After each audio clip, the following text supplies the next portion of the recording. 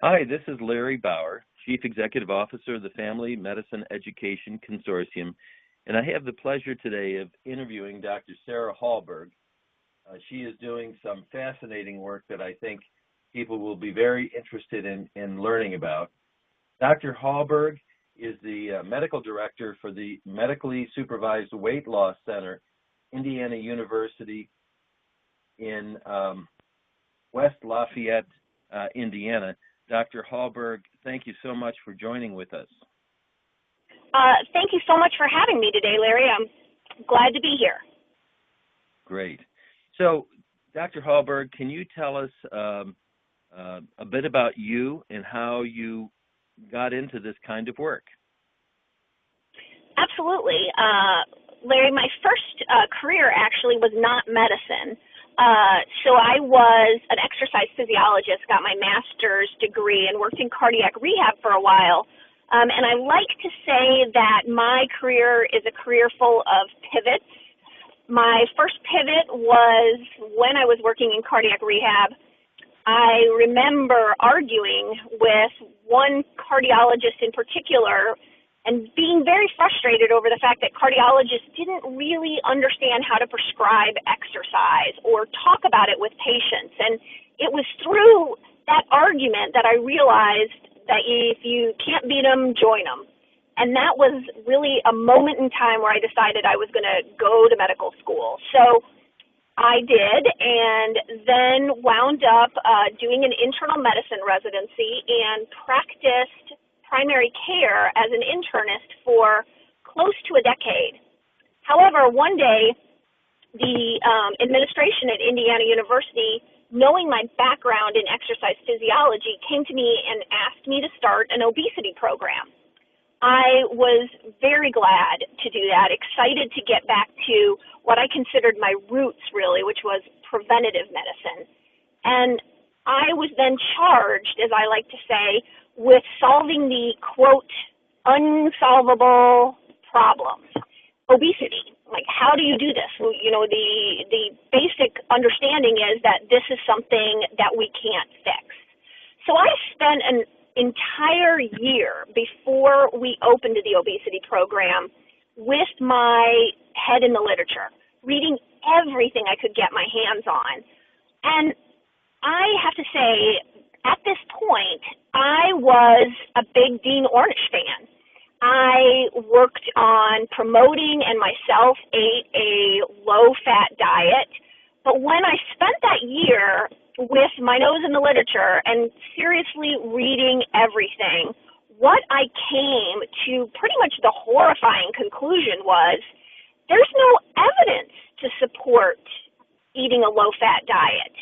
And I mean, I myself had to do a moment where I said, wow, this is what I've been saying and doing for so long, and this is unsupported. This is not a rigorous evidence-based recommendation.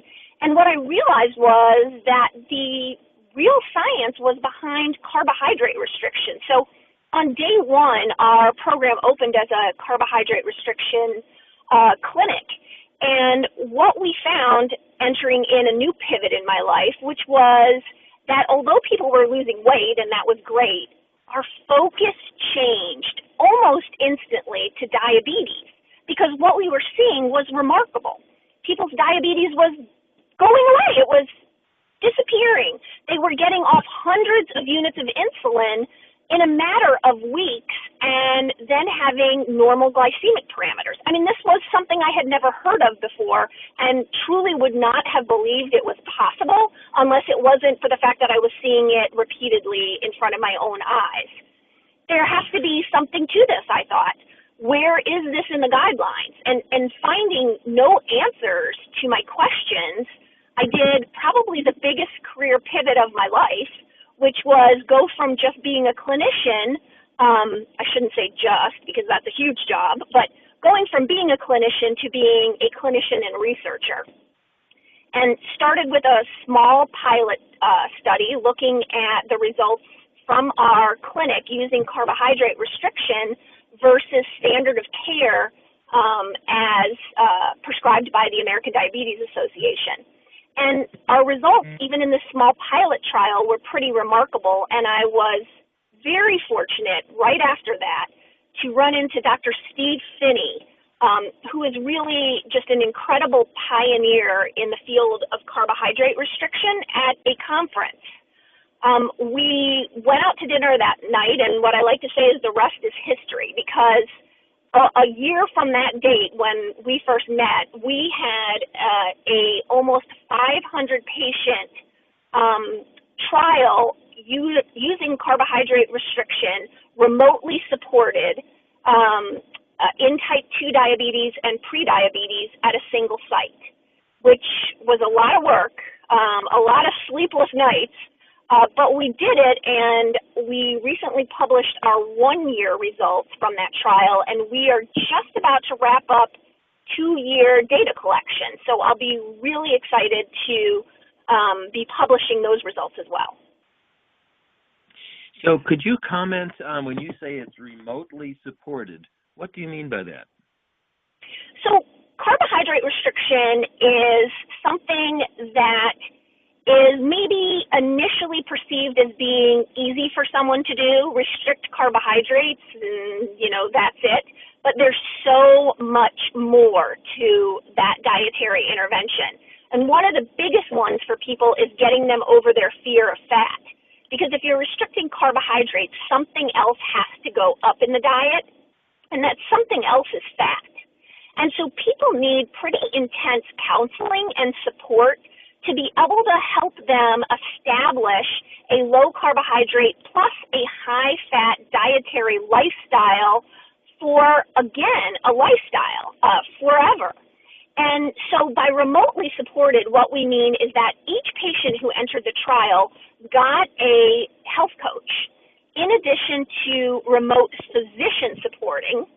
And so the health coach helped them with day-to-day problems that came up, questions about what foods to choose, how to eat at particular restaurants. The physician, which was me in the trial, was there to help them get rid of their medications. Because one of the things that if you don't have intense support and you have a patient with type 2 diabetes who is on medications, especially insulin or sulfonylureas, you need to be watching them like a hawk, or they could run into trouble with hypoglycemia. So we were constantly decreasing patients' medications until we removed many medications for most of our patients. In fact, just a quick facts from the 1-year results before I get more into the remote support, which is that 94% of the patients who began the trial on insulin had their insulin decreased or totally eliminated at a year.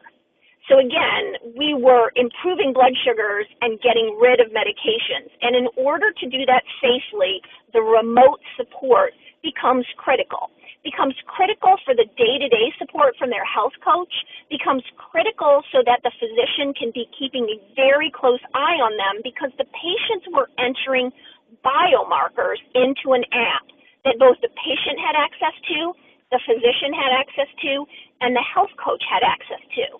And by biomarkers, I mean that each morning the patients were stepping on a cell phone-enabled scale, which would populate into the app. Then they were entering both their blood sugars and their ketones, and I'll talk more about that in a minute.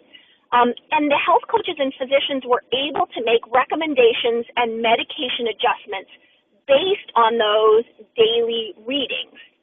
And then in addition to the biomarkers, the patients also had access to a resource page, which was everything from lectures on cholesterol and carbohydrates to recipes for what to bring to a 4th of July celebration.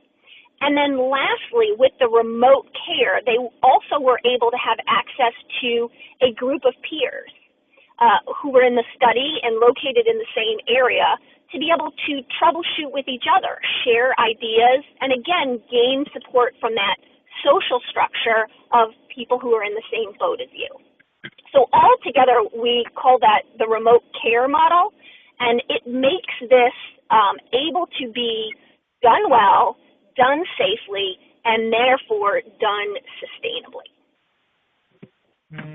So what you're talking about, it's very interesting. I should comment. When I use the term disease reversal, which I've learned from you and a few others who I've talked to who are doing this kind of work, when I use that term with physicians, a number of them kind of scrunch up their faces and they get very, very concerned about this actually working. And I think what you're saying is that for this to work, it's not your usual see the patient, make the diagnosis, write a script for metformin, and recommend they go see a nutritionist. You're talking about a very intensive support process that can help the people move from one mental model, really, to another, so that they're able to make these kinds of lifestyle changes. You're absolutely right. And disease reversal, about both things that you said. So number one, with people's skepticism of disease reversal, that is valid because with our normal standard of care approaches to disease, they do not reverse. I mean, because when you see a patient for a few minutes in the office, you hand them a script for metformin, that disease is not going to go away. In fact, there was a large study out of Kaiser Permanente that looked at diabetes remission following the standard of care approach, and the statistics are that there was a 0.1% remission rate. Now, let's use that in contrast to our 1 year, soon to be 2 year published results, which is that we saw 60% of patients with a history of type 2 diabetes get their A1C below the diabetes threshold of 6.5 off of all medications, with the possible exception of metformin, because of course that has indications outside of just type 2 diabetes. So, the differences are huge, and one involves a process of prescribing more medications, which I really akin to putting a Band-Aid on a bullet hole. I mean, you can hold it for a minute, but it's just going to continue to get worse and worse and worse. And instead, we have a paradigm shift to actually fixing the root cause of the problem, which is excess carbohydrates. Now, many people can eat a whole food diet and remain healthy. The problem is, once you have someone who has insulin resistance and type 2 diabetes, what their options are to truly stay healthy become pretty narrow, because even what we would consider good whole food carbohydrates cause an insulin and blood sugar spike in these people. And when we remember that the problem in type 2 diabetes is a blood sugar surge, we have to take away the foods that are causing that to occur. And when we look at our three macronutrients, which are carbohydrates, proteins, and fat, I'm talking about food carbohydrates because, of course, we have alcohol too. When we talk about those three, only one of those macronutrients does not cause an insulin and blood sugar spike, and that's fat. And that's why for a patient struggling with insulin resistance or type 2 diabetes, or in most cases both of those, it is really important for the predominant macronutrient in their diet to actually be fat, followed by proteins. And yes, they do eat some carbohydrates. It's not a no carbohydrate intervention, but it is a very low carbohydrate intervention. So our patients are eating significantly less in an entire day than the American Diabetes Association recommends for a single meal. We're talking less than 30 total grams of carbohydrates a day. And at first that sounds like, whoa, what could they possibly be eating? But I can tell you that you can get a very good amount of non-starchy vegetables, nuts, and seeds in and maintain a total carbohydrate less than 30 grams, at least initially to start. Some of our patients can tolerate higher than that, and still be getting an incredibly enjoyable, in fact, I would argue much more enjoyable and filling diet of fat, and protein, along with those lower carbohydrate sources. And one of the important things to note too, Larry, is that we do not restrict calories for our patients. One of the things that we've been preaching over and over again is eat less and exercise more. And if there's one thing we're certain of, that there is just evidence galore on, that approach does not work. And when you take away the fear of being restricted and getting hungry from patients by saying, look, you can eat till you're full, what we find is that they wind up eating less because fat is so satiating. So not only is it satiating, a feeling that people have not had for a long time when they've been feeding off this diet of carbohydrates for so long, but they also don't have those blood sugar surges with that. And so we can see, even in a patient with type 2 diabetes, they have a CGM reading that is totally flat all day. And when you see that, oh my goodness, it is just a joyous moment for both you and the patient because it gets them off the roller coaster. So I'm curious, I know you've presented at the ADA meetings. What kinds of response have you had? So, well, I'll tell you that we have presented 3 posters now at the ADA meetings, or excuse me, I should say, we've presented 2, and we're about to present a 3rd because the meeting is coming up next month. And this time, our poster submission was selected for oral presentation, and the first author on our paper actually was selected for Young Investigator of the Year. So I can tell you that the tone of the response is changing, and changing significantly.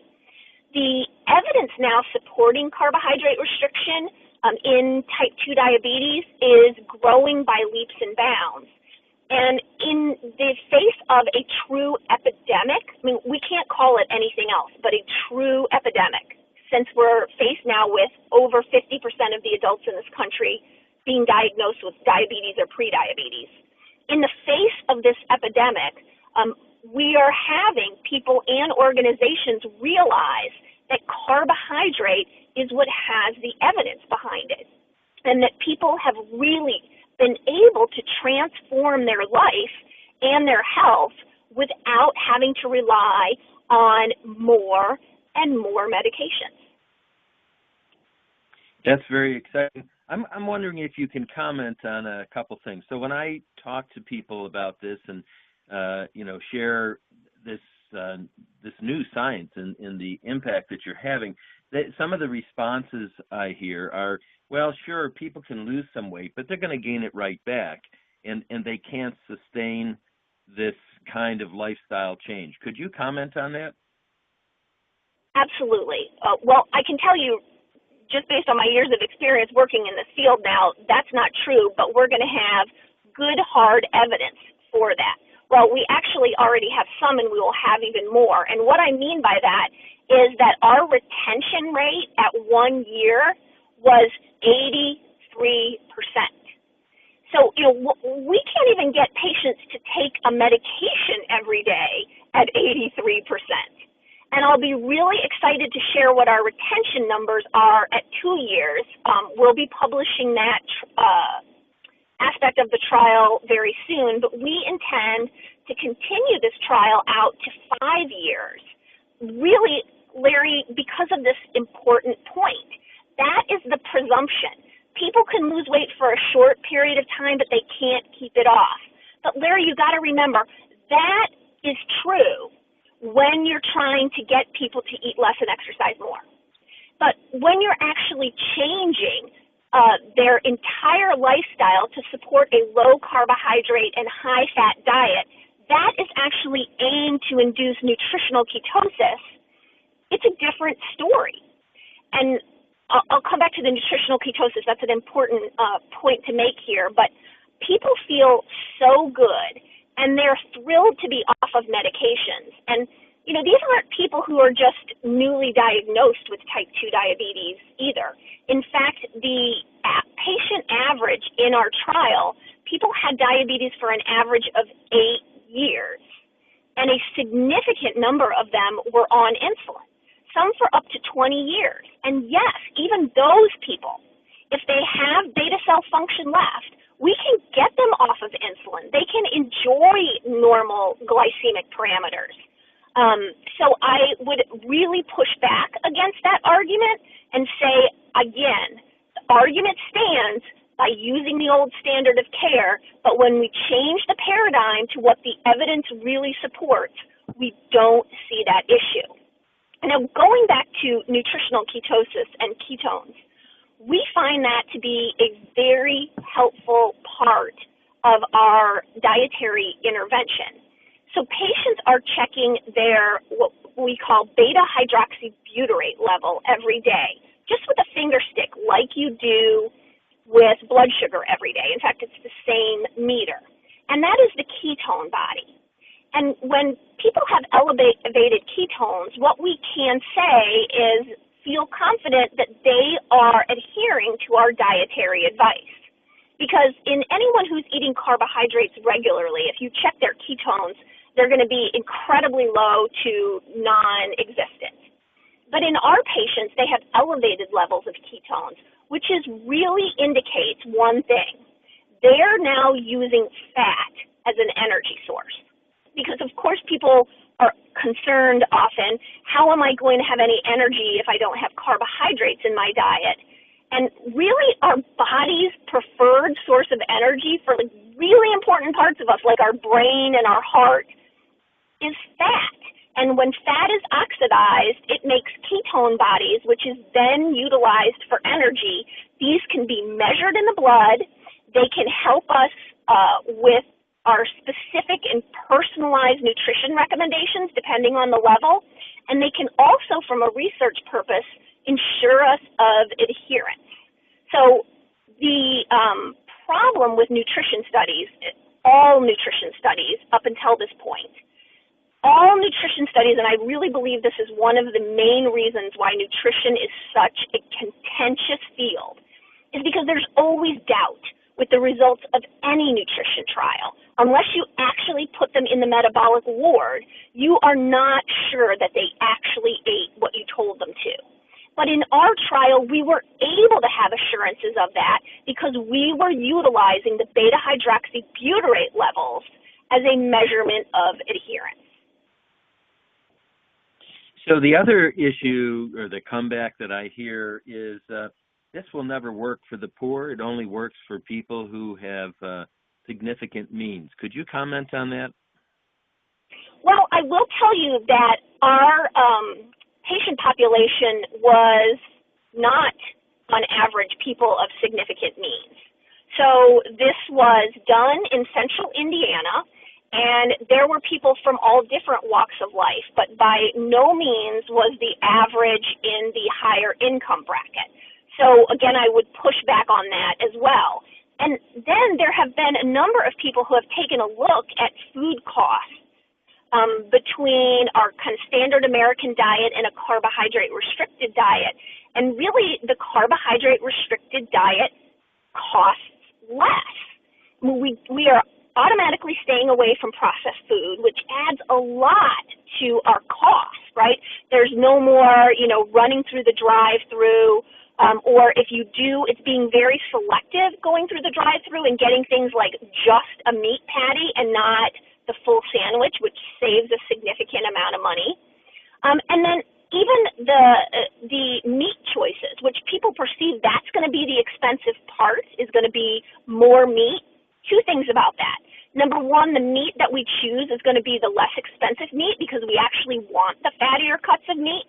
But number two, this is not a high meat dietary intervention. In fact, patients can be very successful doing this being a vegetarian.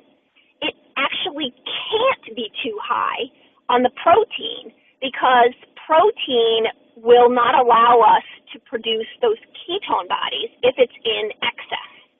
So this is a moderate protein, not a high meat diet, moderate protein, high fat, and carbohydrate restricted. And fat is an incredibly inexpensive source of calories. That's great. Could you comment, what are your hopes going forward? Where would you like to see this go? Well, I think that my hopes going forward are that I would like to see the guidelines change. And when I say guidelines, I mean guidelines from many organizations. Number one, our national dietary guidelines, and number two, the American Diabetes Association guidelines, just to name the two big ones that I'm working hard right now to make changes on. And, people say, well, wait a minute, the dietary guidelines are evidence-based. And actually, that's not true. In fact, the Nutrition Coalition, which is a not-for-profit organization that I work for, we, in 2015, were able to get Congress to mandate what was essentially the very first peer review of the dietary guidelines. That was in 2015.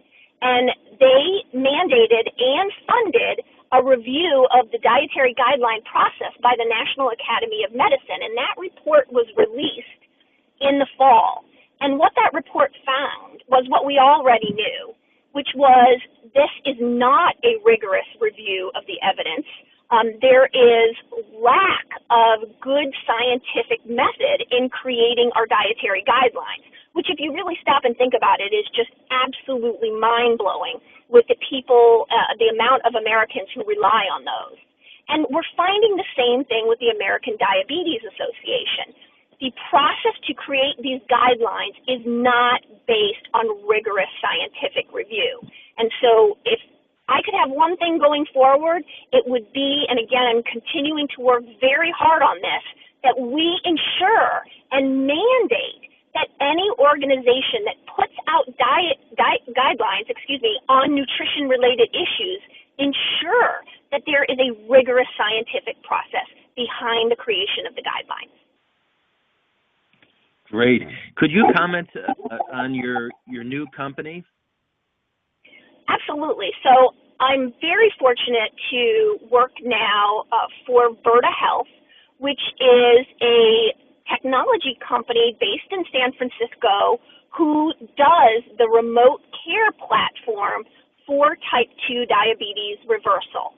So we are truly the first online clinic whose purpose is reversing type 2 diabetes without the risks and side effects associated with medications or surgery. And so again, the Virta treatment implements all those remote care support tools, which are health coach support, physician supervision to allow for safe medication adjustment, biomarker tracking, which includes the weight, blood glucose, ketones, and blood pressure for patients with a history of hypertension. It allows for patients to have access to the resource page with all those recipes and things I talked about before. And it also allows patients to be supported by an online community of their peers. And so, again, I'm thrilled to be working with Virta, and we are now able to offer the Virta treatment in all 50 states. And Virta was founded by some true pioneers in the field of both carbohydrate restriction and technology. So our founders are actually Dr. Steve Finney and Dr. Jeff Volek, who, again, have just done an amazing amount of research in this field over decades. And then Sami Ikonen, who is a true tech pioneer. He actually, before founding Virta, founded the company Trulia. So we have an amazing team of people who are all operating under Virta's core mission, which is to reverse 100 million cases of type 2 diabetes by the year 2025. It sounds like a pipe dream, but you know what? I actually, based on the results of this trial and the people who are now enrolled in the Virta treatment, I think we're going to get there. Well, that's incredibly exciting. I am just so hopeful that you do, since it bodes well for the future of our people and our communities.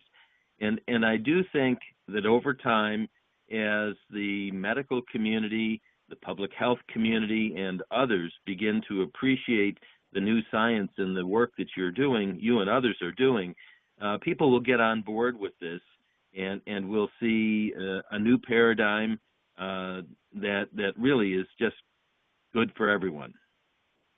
Yes, lifestyle approaches instead of just more medications.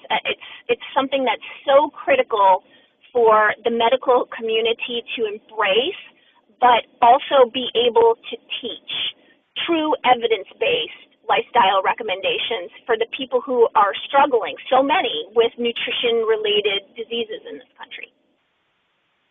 So that allows me to put a little plug in for something that will launch at our FMEC annual meeting in New York City this November 9th through 11th, and that's an initiative around promoting healthy living through lifestyle and integrative medicine.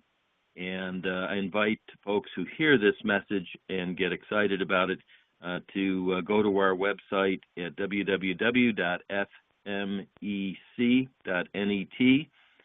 to learn more about that. Dr. Hallberg, we will add materials at the end of this podcast that people can go to. You have a wonderful TED Talk, and we'll have links to your website so that people can learn more. I want to thank you for joining with us and sharing what you're doing. And just a comment to the listeners, Dr. Hallberg has been to our meeting in past years to present her work, got us all very excited early on with what she was doing, and it just keeps getting better and better. Well, thank you, Larry, and I appreciate the opportunity to come and talk with you today, and I congratulate you and the FMEC for making this a priority and having a section at the conference, because this is just so critical. And our primary care physicians, I mean, we know they're the workhorses of our healthcare system, and we need to fully embrace the potential that they carry to make some huge impacts on the lives of our patients through lifestyle interventions. So thank you for allowing me time. Oh, you're welcome. Thank you very much. Have a great day.